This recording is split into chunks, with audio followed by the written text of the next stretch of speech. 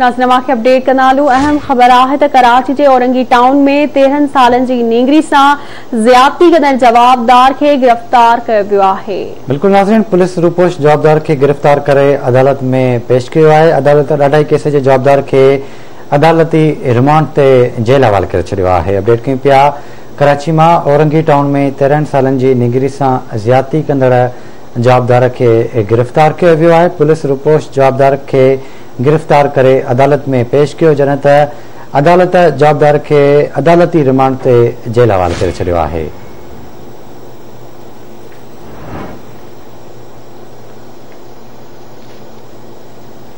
तव्हांखे अपडेट कंदालूं। कराची में औरंगी टाउन में 13 सालनि जी नींगरी सां ज़्यादती कंदड़ जवाबदार खे गिरफ़्तार करे वरितो आहे। अदालत ॾाढाई केस जे जवाबदार खे अदालती रिमांड ते जेल मोकिले छॾियो आहे।